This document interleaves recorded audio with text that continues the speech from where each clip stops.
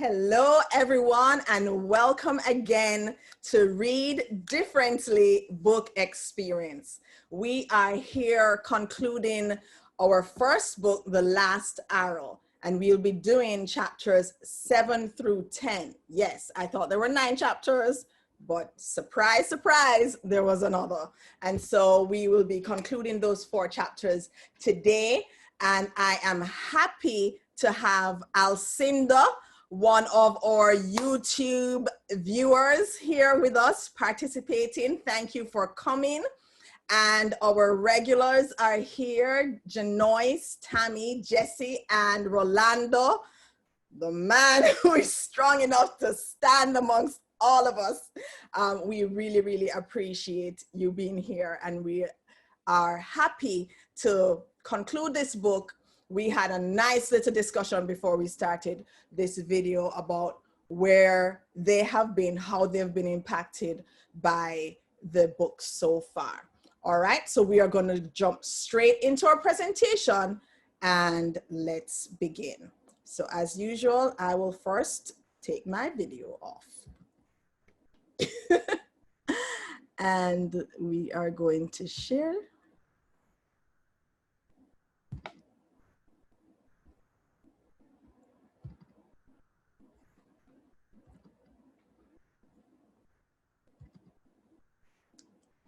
All right. So The Last Arrow, the last chapters, 7 through 10. The stories in chapter 7 are gripping as modern day issues stand in the face of extraordinary people who refused to retreat and instead stood their ground. Nabil and Mimi met in LA at a conference on Christian-Muslim relationships. It's their passion, concern, and commitment for the Middle East that drew them towards each other. Married with 4 young boys, they moved to a tiny apartment in Beirut. They did not move there for creature comforts, nor desired to do anything but to be entrenched in the work to reach the people. Erwin visited them and, alarmed at their living situation, joined with the rest of his team to build them a house. This, being in Lebanon, was a hard choice for them to make because the land is physically divided into religious parts and none dare cross those boundaries. So they chose a spot on a hill that was notorious as a battleground, fortified with military bunkers and trenches. It was the actual intersection of the Christian, Catholic, and Islamic communities. This is where they chose to take their stand. In 2006, the house that would house their family and others who sought refuge was finally completed. But right after the grand opening, Beirut was at war yet again. This couple and family were ready. When it became evident that they had to leave their home, they each drove away in separate cars with 2 children each. That way, if one car is bombed, the other children at least had a parent to raise them. Thankfully, the family made it to safety. The apartment complex that they lived in before, and for which many begged them not to leave for the hill, that building was bombed, and their home completely untouched in the crossfire. Courage is a rare and precarious possession. There comes a time and a place where you have to decide, this is who I am. This is where I stand. This future is worth fighting for. The future is coming whether we like it or not. You can't fight the future, but you can create it. To fight for the future, we must have hope. For many, the only hope of faith is that one day we will leave this earth and be free from a future that filled us with fear. Often our best hope has been that Jesus would come back soon. Yet, that is exactly the wrong viewpoint. If God is the God of yesterday, today, and tomorrow, then tomorrow should fill us with great hope, no matter how bleak the present may seem. And now we are going to go into our first discussion. Instead of activities, we will have discussions. And these discussion questions are from Erwin himself. I want you to take a look at the 3 questions posed, and I want you to choose which one you would like to answer.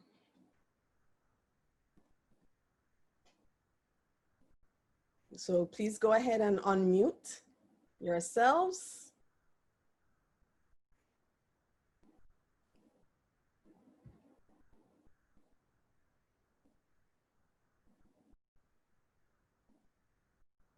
Alcinda is the first person to unmute. Which one of these questions would you like to answer? Have you think of a time you stood your ground? How did others respond? As in chapter 7, you know, sometimes you just have to make a decision. And when you make that decision, it doesn't matter what others think. You know, I have a thing about me. Before I make decisions, I always pray about it, you know, and seek the Lord on this. And once I get an answer, that's the decision I'm going to make. It doesn't matter what you think. You know, in this case, they made a decision to go. And they went and they were safe. Probably if they had stayed, something would have happened. So in life, we can't think what others will think when we make a decision, as long as you feel within yourself it's the right decision. And as I say, you first seek the Lord and these things. Okay. You know, so and then a specific time that you had at a specific stood your time, ground, and what was the response? Yes, I remember a specific time when I made the decision to, well,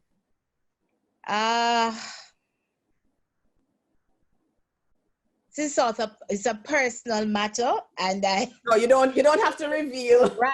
I made a decision on that personal matter, right. Even though people were saying it's the wrong thing to do, they don't think it's the right thing, but you know, but in the end, most of the people who were saying it's the wrong thing came back and said, well, I thought you did the right thing. Okay. You know, but I knew from day one it was the correct thing to do because I prayed about it, and I did get an answer, and I got a confirmation also.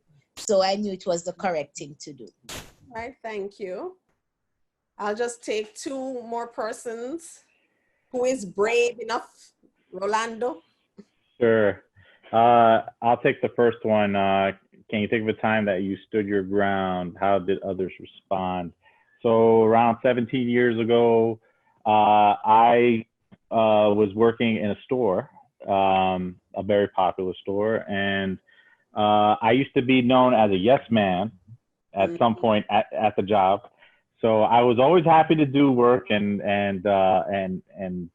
fulfill my duty and, you know, please my manager, whoever was my supervisor. And then one day, not at this job, but in my past, I remember a great lesson. And the lesson was, don't always say yes to everything, because someone just, you don't know who, but you just may be taken advantage of. You never know. So that always kind of stuck out of my head. So I remember I said many times I said yes, yes, yes, yes. And one time I decided I was going to stand my ground and say, you know what, I'm going to say no to this. And I said it boldly. And I said it was just whatever the action was, whatever the job was, I just said, no, I will not be available. I won't be able to do this for you. You're going to have to find someone else.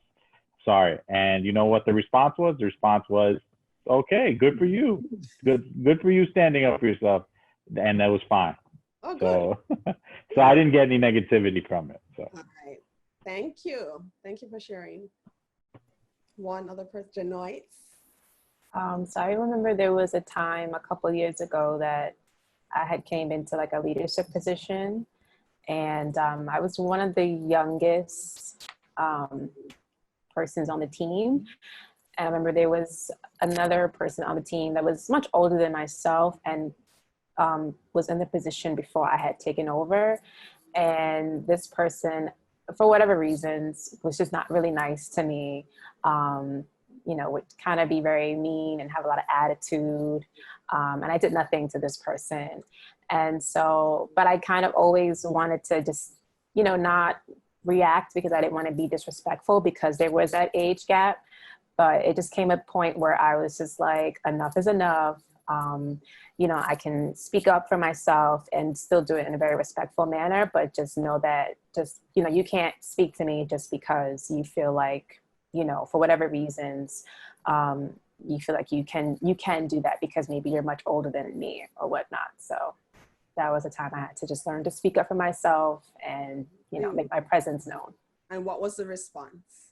Well, they was still mean, but I think there's other people that are always watching, and I always tell my students this, that, you know, it's how you also react, and sometimes you never know who else is watching. And I think you gain also the respect of other people, knowing that, okay, you know, she's not someone you can just push over and whatnot. I can't control how the other lady reacts. She's just going to be mean for whatever reasons. But, you know, at least I made myself known that I'm not one to just be like, you know, you can talk to her however you want to talk to her. Good job. Thank you. Thank you. All right, let's move on.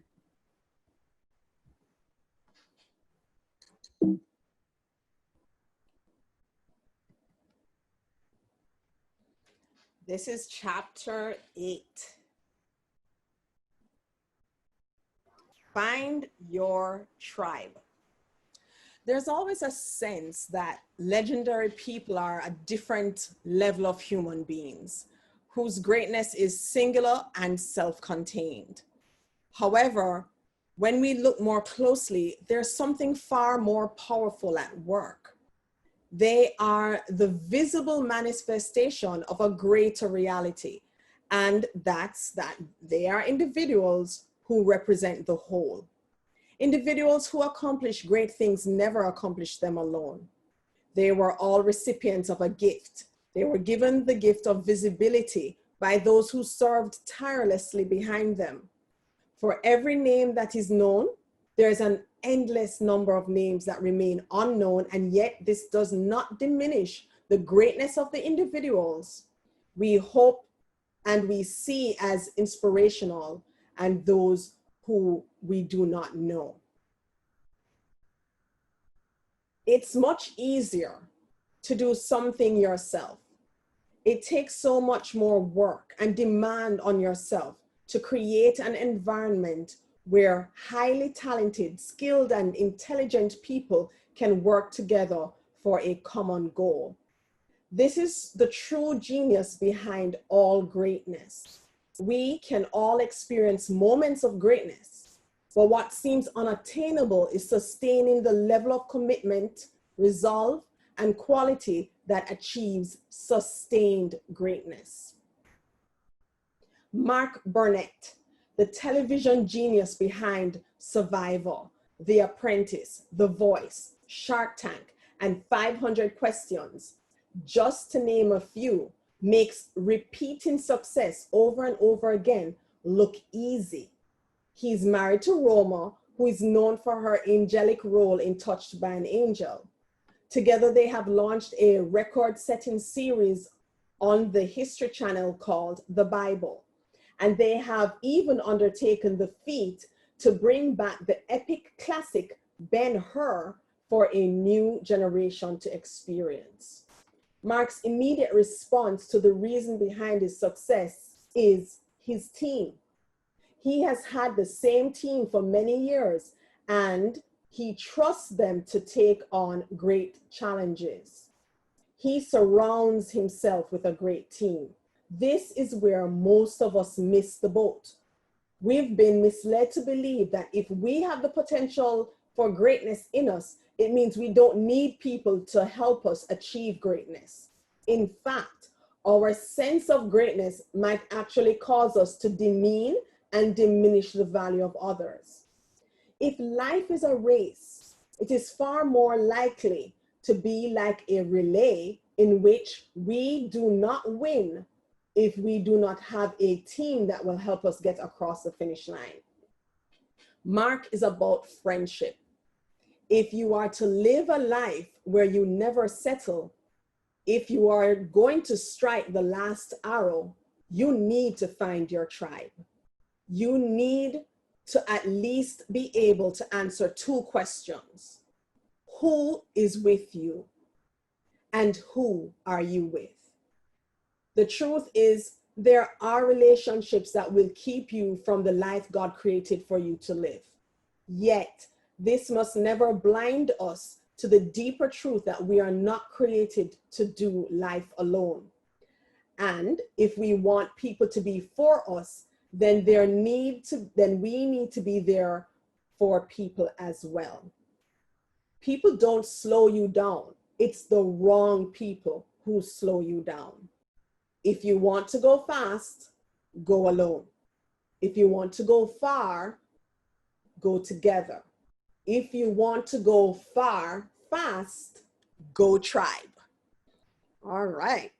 And so now I'm going to ask someone to please unmute and read here what is called successful patterns in business.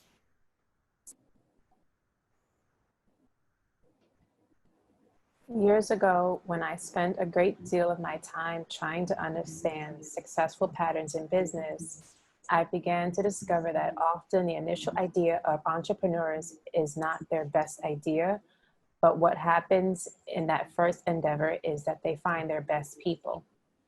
They find the people who are with them, whether the idea pans out or not. They find the people who are with them in the midst of success and in the midst of failure. Two are better than one. They have a good return for their labor. One can help the other up. They will keep warm and defend themselves. Your greatest strength is not when you can prove that you don't need anyone, but when you no longer need to prove that you can do it alone. There is strength in numbers. Even if your ultimate longing is to find yourself, you need to find your tribe. Thank you. And so we're going to go into our next discussion. You may go ahead and unmute. Here are another set of questions. Who in your life would you describe as extraordinary and why? How would you describe your tribe? What are the main characteristics of the group with which you spend most of your life and time? Is your tribe creating futures that you want to help build? In what way? If not, what would you change? Any takers for this one?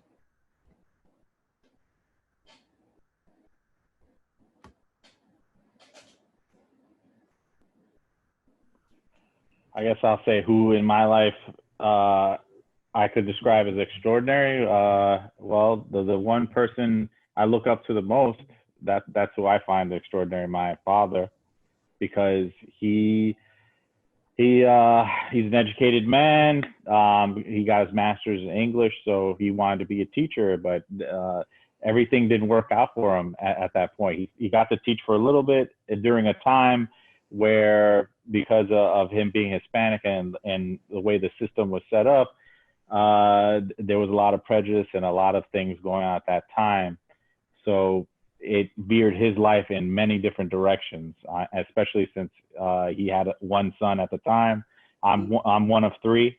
So eventually the family grew, and so he had to choose different routes in his life to help support the family structure. And hearing all the things that he's done, he's been a cab driver, he's been a truck driver, he's been a counselor. And on top of that, my father was doing, he had a ministry himself, doing in a group, a musical gospel group that he would, that demanded a lot of discipline as well and focus. So doing all that, and then finally finding a job that he could hold to support the family and that he could be secure in, and while, you know, raising us and giving us the things that we needed. That to me, on top of that, always telling me throughout my life, you can never learn enough about anything. My father reads a lot of books. He reads about a lot of, he also likes to educate himself on things going on in the world socially and ethically and things like that. He likes to fight for civil rights and for people who aren't, you know, all these things.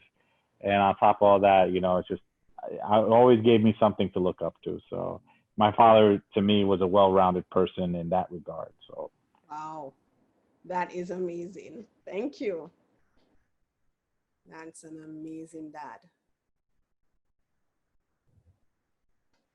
Anyone else?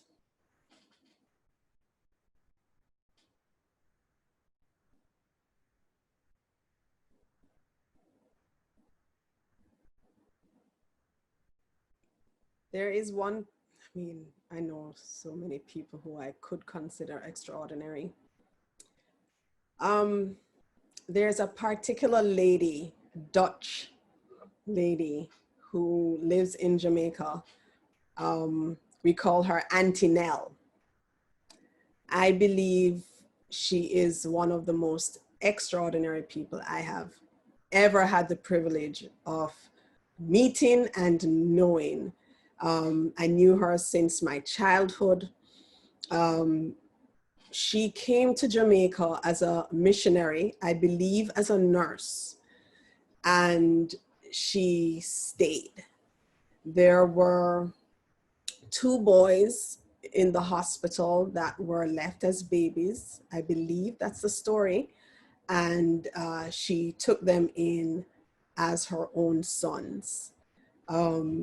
I think it took almost 20 years for that adoption to even be finalized.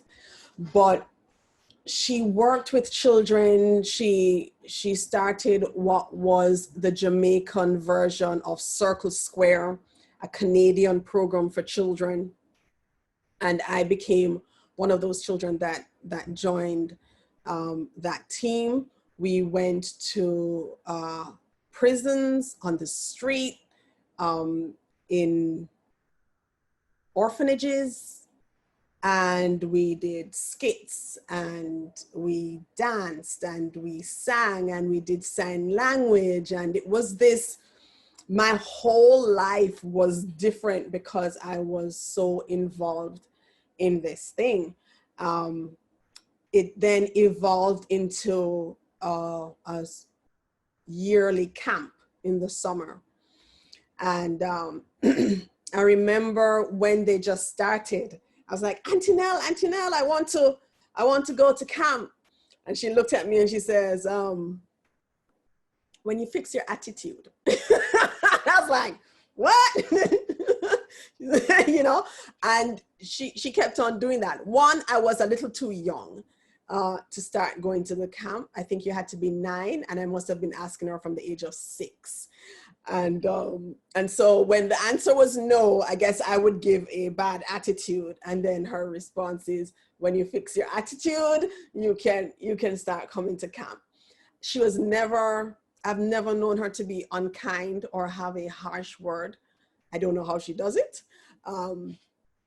But yeah, she was able to run these camps. I mean, this is a woman who everything, she was able to generate all of the money needed to do the camps, everything, just absolutely everything. And I am grateful for her. She still does it now. Now she owns her own campsite, and they have businesses who will send their teams to do all kinds of activities to strengthen their teams together. So it's been a very long time, I mean, decades, that she has been in this country, just completely giving her life to the next generation. And she still does it to this day. So Auntie Nell, if you're ever watching this video, I love you. Kudos to you. You are extraordinary. Anyone else? If not, we'll just move on. All right. Let's move on.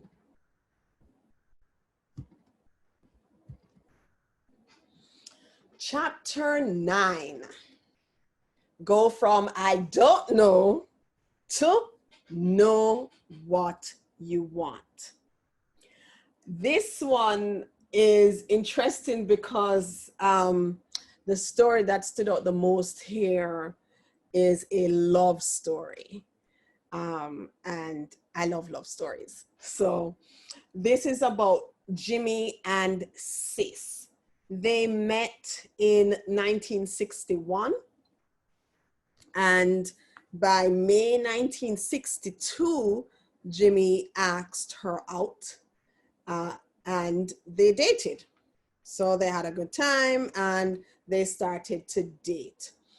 And Sis really, really liked Jimmy as he did her, and she was willing for it to go further. He drove her out and they sat in the car, and he said to her that he needed to speak to her, and she was thinking, this is it. They're gonna move forward in their relationship. And he says, it's either that we move forward or we end, but we can't continue how we are going. And before she could shout out, let's move forward, he says, I think we need to call it off. And so that was a shocker for Sis because she couldn't understand why he wanted to call off their relationship, and there was seemingly no reason behind it. Anyway, they broke up and went their separate ways. And in 1964, he gave her a call. In the summer of 1964, out of the blue, he gives her a call and asks if they could have dinner. She eagerly said yes and hoped it would be the rekindling of a relationship that hadn't developed as she had hoped. But after that one evening, he was no surer about the relationship than he had been before. So he went silent on her again. By the fall of 1964, Sis had moved. She met a wonderful young man, we will call him Sam. A few months later, they were engaged to be married. Jimmy was a thing of the past, a memory of something that was seemingly never meant to be. Jimmy, in the meantime, he was due to graduate from law school, and the following spring, he reported to the Army in June for a 2-year commitment. It was a Saturday playing golf with his dad when Jimmy confessed that he had hoped that he and Sis would have worked things out. His dad asked if she knew how he felt about her, and Jimmy said no. Then his dad gave him some wise advice. He says, I don't think you should let the sun go down without getting her on the phone. He did just that. He called Sis and her mother answered. He asked if she knew where if Sis had plans for the next Sunday night. And her mother kind of gasped and said, oh no, Jimmy, you haven't heard? Sis is engaged. He was stunned, but not thwarted. The next evening, he called Sis and asked her if they could have dinner. Now, she's just assuming that he's just coming as an old friend. And so she said, yeah, it would be okay. Funny enough, she never said anything to Sam. Anyway, Jimmy arrived, and as soon as he came, she promptly showed him her ring. Then at Jimmy's request, they went to his car to talk. As soon as they'd shut the car doors, Jimmy turned to her and said, I didn't come here to congratulate you, but to talk you out of your engagement because I want you to marry me and to be the mother of my children. She was amazed at this. They talked until 2 in the morning. And after that conversation, she insisted she's going forward with Sam. So Jimmy didn't call sis again. She decided she's not breaking off her engagement. And so she's deciding to go on with her life and with her wedding parties and picking out her china and all of that. While Jimmy, he went off to Fort Benjamin Harrison in Indianapolis for finance school and began a 2-year military commitment. He wrote sis a letter from there saying that he understood that this was the way it was going to be and he wished her well and happiness. This was the last letter and it seemed so unlike Jimmy. She had never known him to back down or to surrender because she was always drawn to his courage. To see him pulling back like this, she realized it must be out of respect for her and for Sam. Now their future is in her hands. As she came closer to the wedding day, she grew undeniably unhappy. She knew that even though she loved Sam, she wasn't in love with him. And though she had no promise that Jimmy would ever return, she knew that she could not marry Sam if she couldn't give him all of her heart. She went to her parents and told them, and they were relieved, saying that they didn't think that the two were a good match. And so with that, she called off the engagement. Wow, this girl is consistently eager in her love for Jimmy. So by December 1965, Jimmy and sis were married. It was a small wedding, but it was one that they knew that they chose the person they wanted to be with. You see, indecision is not a decision. And we often wonder what it is that separates those who achieve great things from those who only long to do something significant with their lives. Jimmy refused to let circumstances or even proprietary stop him from getting what he wanted. Sis was the love of his life, and he would not settle for anyone else. I'm not encouraging anyone to interfere with somebody else's marriage plans, but this is the stuff of classic love stories: not settling for less, not choosing to marry the person who you really don't love. You need to go for what you want. And so Erwin continues in that chapter, and he gives a very different note to this idea of what you want. He brings up the story of Jesus, who is in Israel walking, and 2 men are calling out to him. They're blind. And they're calling out to him because he's a miracle worker, and they're asking for his help. And he has them brought to him, and he does the strangest thing. He asks them, "What do you want?" Now, it's kind of obvious. They're blind. Why ask, "What do you want?" But Erwin goes on to state that sometimes God wants to know if what he has for you is what you really want as well. And so it's all about knowing what you want and not being indecisive, not going back and forth, not being of a double mind, so that you're like a wave of the sea. You come in on the shore and you go back and you're just back and forth. Knowing what you want is one of the surest ways to be very, very steady in getting to where you want to be. So let's now go on to Erwin's questions in this chapter. What do you want most in life? Where have you settled for less? Where do you need to choose to pursue passion? Who do you want to be and how will you get there? Please go ahead and unmute. Jess or Tammy, if you are able, we would love to hear from you. Okay. So what do you want most in life? I would go with love and happiness. Mm. So what do you want? What do you want most in life? I believe for me it's happiness, because if I'm happy, I'll be peaceful. Like if you're happy, everything, like you have this positive mind when you're happy. Like everything you see is like in positivity. You don't go towards negative things or negative talks when you're happy.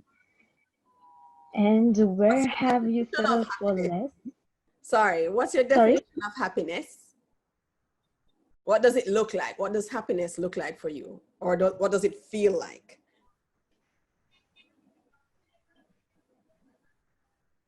Like love. I No, don't know how to when you define say it love, actually. when you say love, are you talking about romantic love, or are you talking about friendship love? Like what kind Everything. All kinds of love. of all kinds of Like because I feel like all kinds of love are important in life. You need to have a partner, you need to have friends, parents love, siblings love, the family love, I mean. And I just don't like hatred. yeah, nobody likes I it. just don't like hatred, yeah. All right. And Continue. where have you settled for less? Like I said, like I think I have settled less for like where I thought like I would find love or happiness, and I think that was like a wrong decision saying that I had settled for less. And where do you need to choose to pursue passion? I I think I need this thing, like I need like I don't want to be judgy, but I need to have this good sense to understand people like how they are. Because before I was like I had this thing, like, you know, I used to think that everyone is nice and believe everyone like they would be the best with me, but then it wasn't like that, because everyone is not the same. So I need a better understanding to understand and know people more, like how they are, because everyone's not different. That's good. Thank you. Thank you. You're welcome. Anyone else? What's one of the questions you'd like to answer, Erwin? And interestingly enough, he has questions from all the chapters in the back of the book. I only found out when I got to the back of the book. But these are good discussion questions. Where do you need to choose to pursue passion? So I know I briefly mentioned to you all off air, but just in terms of my personal styling business, just I've kind of put it to the back burner for a while for the more secured, safer job. And so now I'm just like, you know, maybe I'm not as happy as I used to be in that job. And now I'm just like, well, I need to go back to what I'm really passionate about. And I feel like, especially during this pandemic time, I've had a lot more time on my hands to rethink those passions.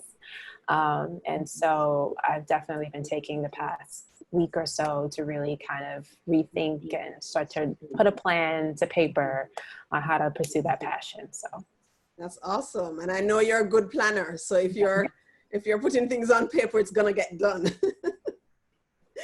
Awesome. Thank you. Anyone else? In regards to knowing what you want, if we know what we want, then we will work towards that goal.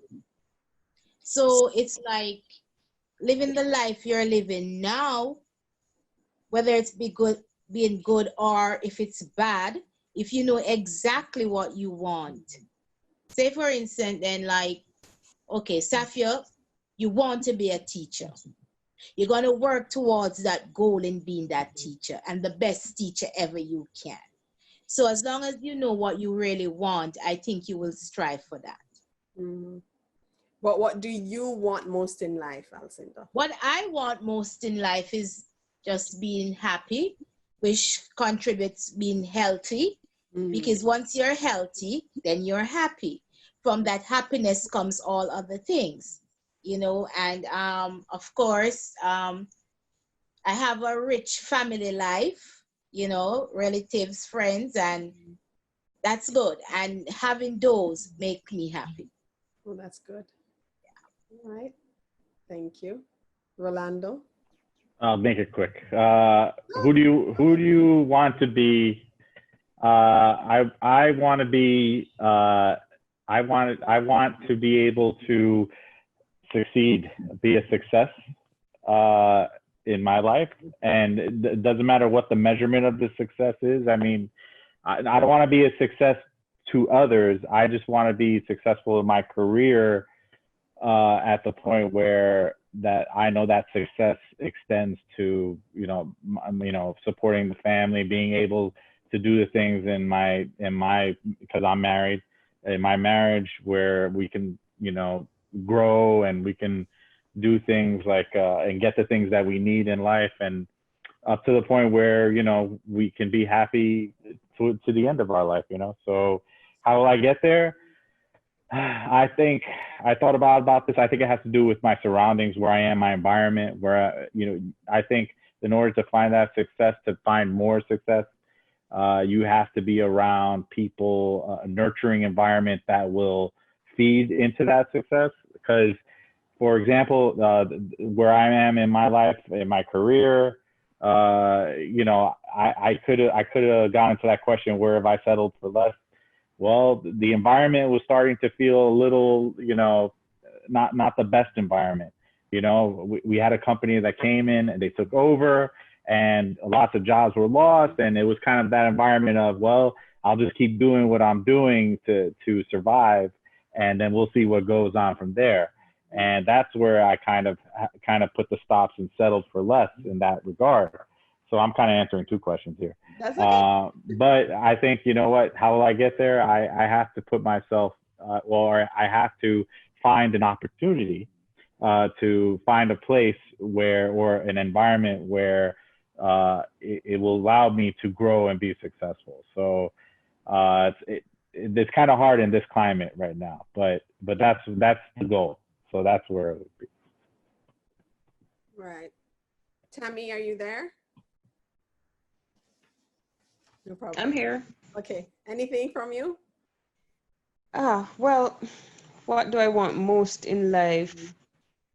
Fulfillment. And fulfillment for me comes from not just a personal fulfillment in terms of my own dreams and goals, but in touching the lives of other people. And offering hope and encouragement and those things. Yes, to be satisfied in life, all around, so financially satisfied, physically satisfied, emotionally satisfied, and all the rest of it. And to help others along the way, and to show people that you can dream and you can achieve, your heart's desire. Yeah. Along that line. Thank you. Awesome. Thank you very, very much. All right, let's move on.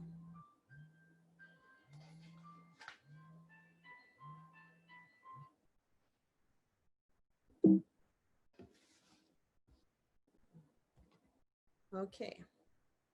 Chapter 10. Are you battle ready? It's time to be battle ready. And there's a very interesting story in this chapter. It's about Charlie Lou. He was born in Scotland and he now lives in LA. His accent would make you think that he's straight out of Braveheart, you know, and he looks the part. 270-pound soccer player. And so he was definitely good for hitting people and stopping them cold in their tracks on the field. So he went to Florida State and he decided to go to law school. But he's known as a restaurateur, and his restaurant is well known. It's called Stout Burgers and Beer. And he's been recognized by the LA Business Journal as the best up and coming restaurateur, and continues to expand his creative entrepreneur enterprises across the country. So he was asked about how he ended up in the restaurant business.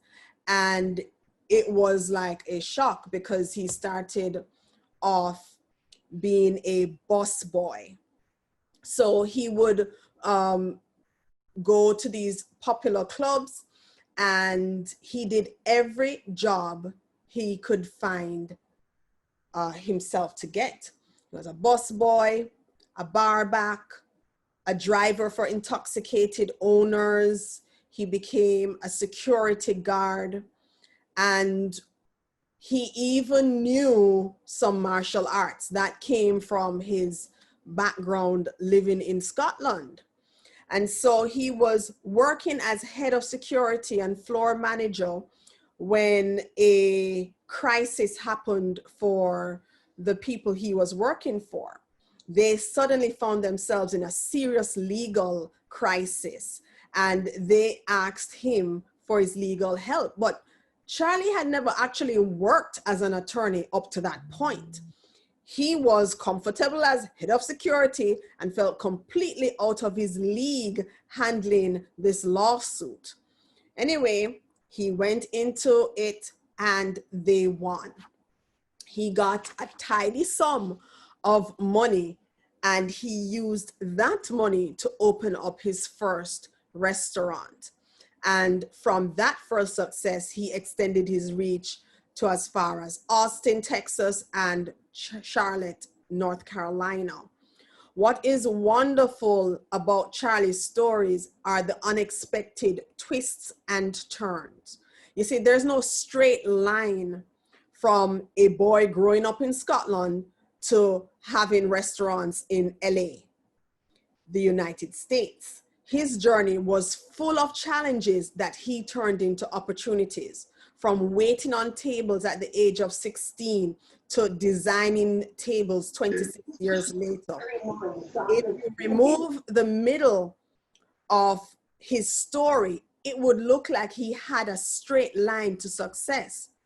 The beautiful thing is that you are not settling for less when you are waiting on tables or bagging groceries, if you are doing it with all of your passion and to the best of your ability.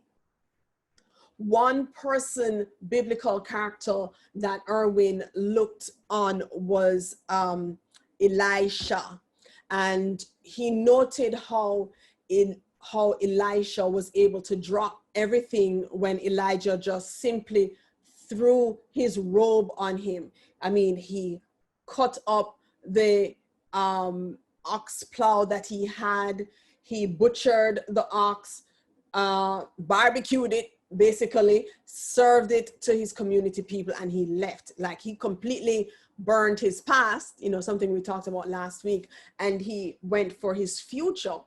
But as time had passed, and when he was when Elijah was coming to the end of his ministry, he asked Elisha, "What do you want?" And he says, "I want double of your spirit." And even for Elijah, who worked so many miracles, he was like, that seems a little hard of a request, but hey, if you see me being taken up, you can have it.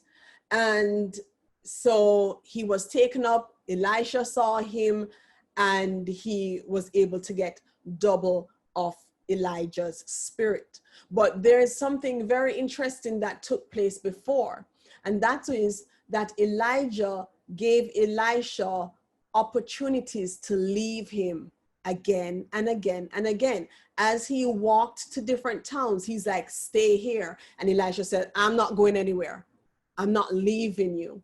And so there is a tenacity that comes about when you are preparing for a battle ahead in life.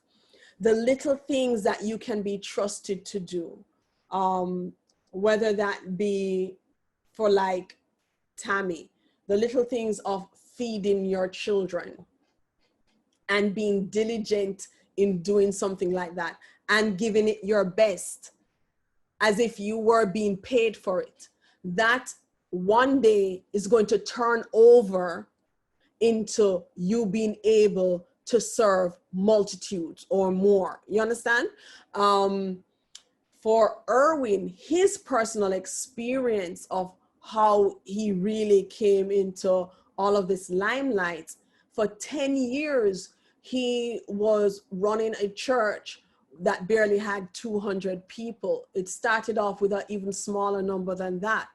But when he had 20 people, he would preach his heart out to the 20 people. And the 20 people became 200 people.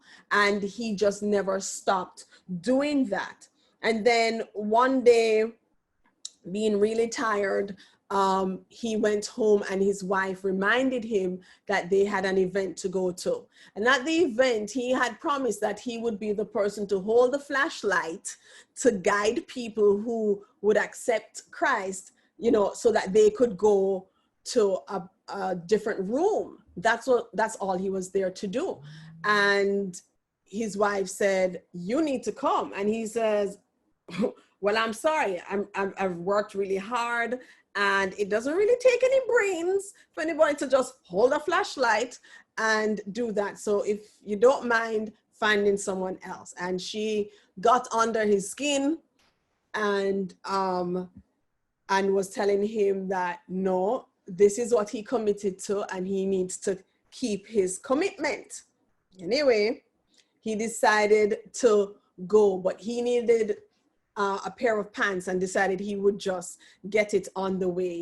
He went into a store and ended up picking up a pair of pants that was too big and too long for him.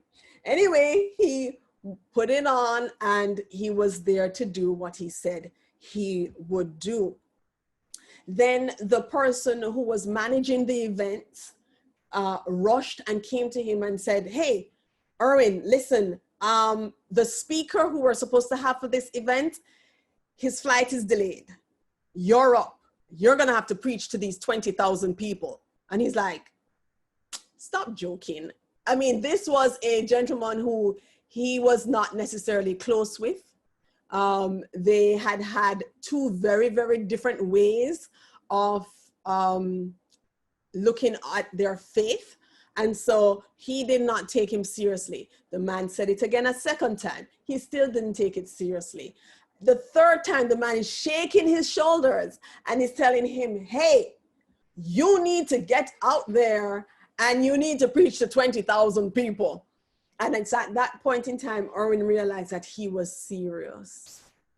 And he realized that all of the years that he had been preaching to 20 or to 200 with all of his heart, now the dream he had to speak before thousands came.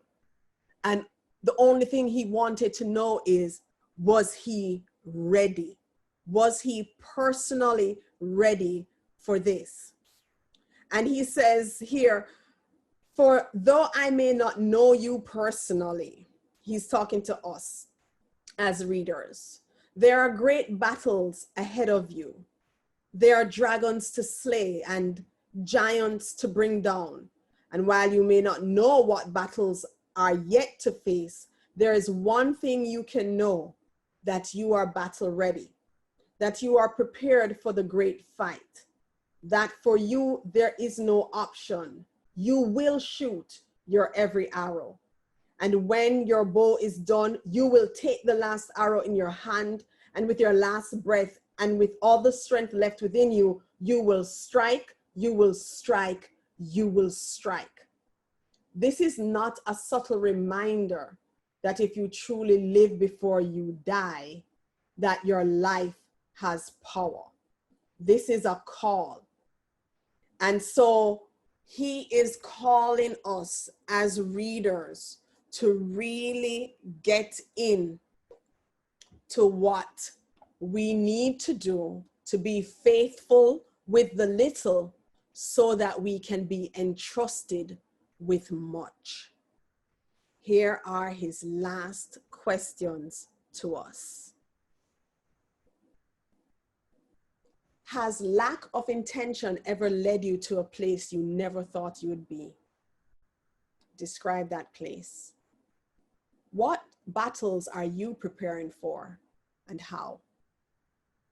Where do you need to recapture intention and refocus energy so that you're ready for the battles ahead?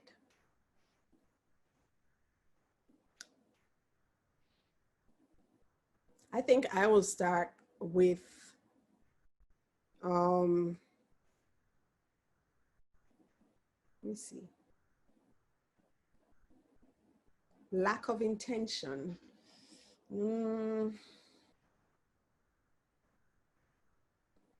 Battles that I'm preparing for. I think for myself, there is an ongoing work that I do in safeguarding children. And although it started first in, the work that I would do at Antinel's camp, and then it moved on to babysitting, and it moved on to teaching, and it moved on to being a nanny. And I always seem to find myself in some kind of role of safeguarding children. And when I say that, it's not just their safety physically, but also their dreams as children. It is what they desire, what they hope for. I find myself safeguarding those things, safeguarding their gifts and their talents.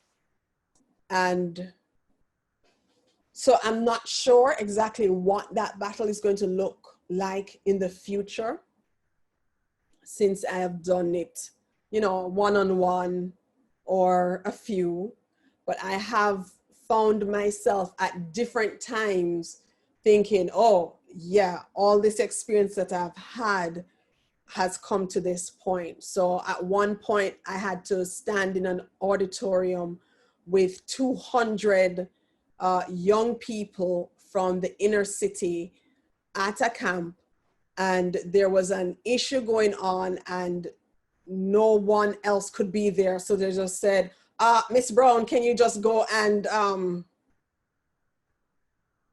keep these young people occupied?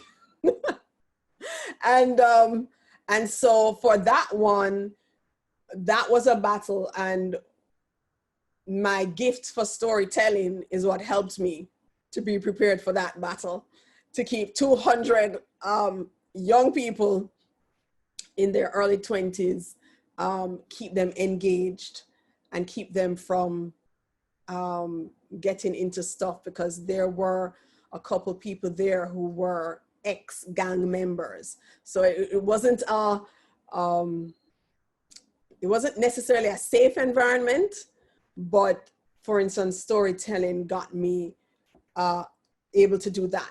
Another one would have been when I was in Thailand, and the whole thing about safeguarding children, I didn't know that I would have had it in me to do what I did when a green tree viper slithered under the couch that I was sitting on towards the children that were at a table doing their homework, and they started running and screaming, and I felt like a ninja. I just jumped up on the side of the sofa, and I was handed a what you call it, bamboo.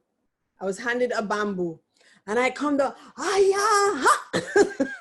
I'm trying to hit this snake that's like going fast, and I missed the first time. And this thing is so long, it's not like you can just do this. So I'm going up, and I'm like, why is this thing taking so long to go up in the air? It may have been, 6 feet long. And I come down again, and I'm like grunting and growling. I'm hearing myself, and I'm like, wow. But at the same time, I'm just like, these children were unsafe, and so I went for it a second time, and I missed it again. And the floor is very slippery, and so it's going fast, and it's heading to the door. And I'm like, if this thing gets outside, that's it. We're not gonna be able to get this thing, and however it got into the house, it will be able to find its way again. So I went up a third time, and I went, ah! And it hit a part of the tail, and it just kind of stunned it. And I went up again, and I hit it, and it hit in the middle part, and then he just kind of like, I'm sorry. It just stopped, and then I jumped, and I got the blunt part on the head, and I was like, until I saw blood coming out. And I was just like, I didn't know at the time. All I knew, it was this big, long, green snake, but it had this triangular head. And the owner for the organization, she looked it up. She's like, that's a green tree viper. I'm like, I'm not one for snakes. I never thought I would ever go after a snake, but because I had been practicing safeguarding children, somehow when the battle came and faced me, I was able to find gusto somewhere and have my hormones kick in and just do a ninja warrior thing. I'm sorry for those who love all forms of animals and everything about nature. But if it's going to be the well-being of a child and an animal, I'm sorry, the animal is out. Anybody else? Anyone wants to answer any of these questions?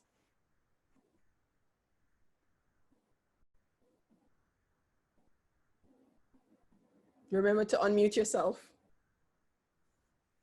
What battles are you preparing for? Oh, sorry. I was about to say it's not really a question, answering the question per se, but just saying, in your case, Safi, you didn't know what the future predicted, but you were working towards that future because you were doing the battle all along of safeguarding the kids. So when that presents itself, you automatically get into mood. You got into that mood of saving the children because that's what you were safeguarding all along.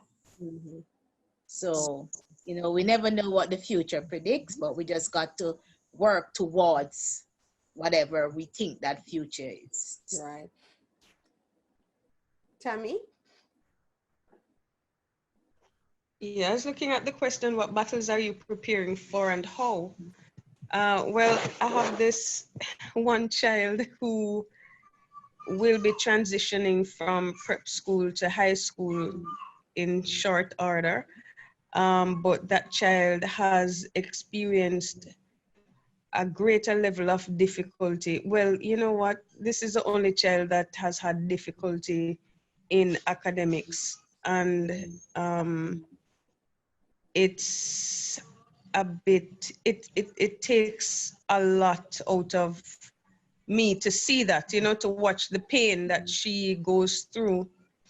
And so I'll have to, how I'm preparing for this now. So she has this great exam coming up next year. Yeah. And so we have to be, she has in a sense, I have to be encouraging her to not lose her confidence, to say, you know, you can do this, you can, you know, we can work towards this. So my preparation for this is to work with her and pray with her and encourage her to, okay, here comes Elisha. Let him in, honey. And to encourage her that she can actually attain this thing and she can do well. And yeah, so okay, this is Elisha saying hi. So that is a challenge. Mm. You know, yeah. Awesome, thank you. Anyone else? We have one last slide. All right.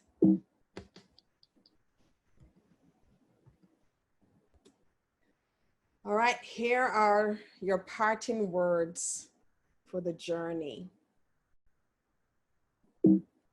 Pick up your last arrow and begin with the greatest quest of your life. We all begin this life with a quiver full of arrows. The last arrow is your roadmap to a life that defies odds and alters destinies by examining the characteristics of individuals who risked everything for a life that seemed impossible. Now the choice is yours. Will you cling to your arrows or risk them all? That's the end of this presentation. Yippee! We did it.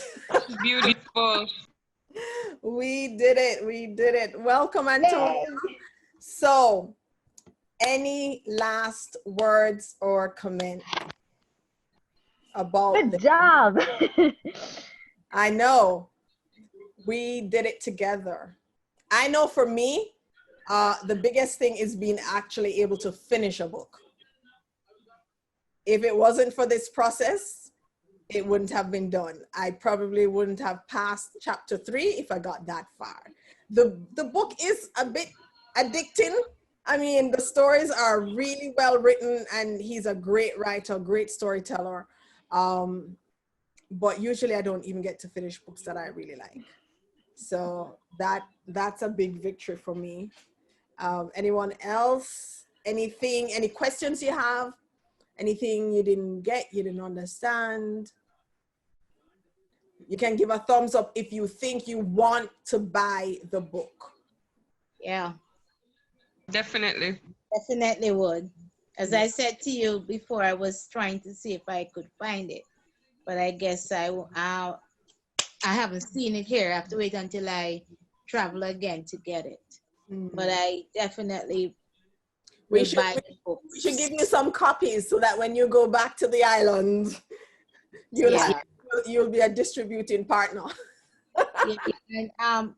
And I am suggesting that you do one more of his book.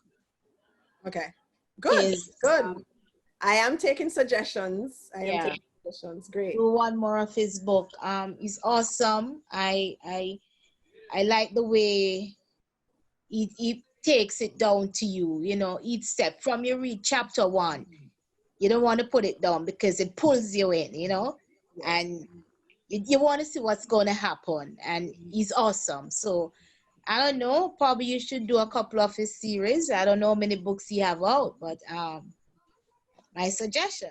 Yes, I definitely take those suggestions. I have 2 books that have already been suggested and are in line, but I'll talk to you about that later. Jessie, you're unmuted. Anything you want to say? Oh, I was unmuted from the start. Okay. Well, I think we have become somewhat of a tribe here for sure.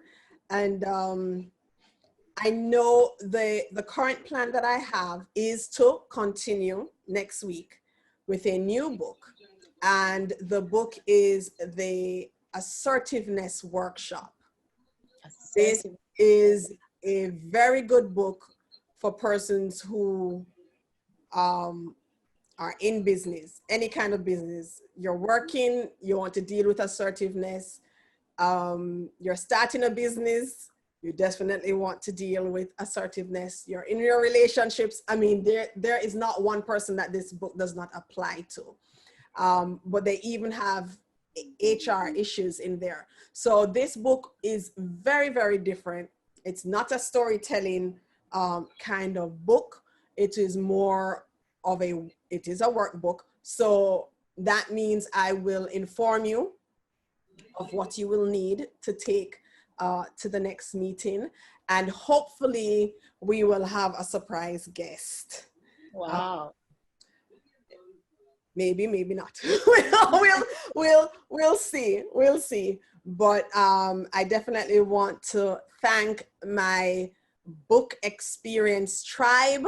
Want to give a shout out to Chantel. She could not be here. She would have been here if she were not traveling. Thank you all for being the kind of people who are with me no matter the hiccups to get this thing off the ground. You are a faithful bunch and I appreciate you. Thank you and kudos to you. All right. You. Welcome. Good night. We're going to end the recording now. Good night. Good night. Bye.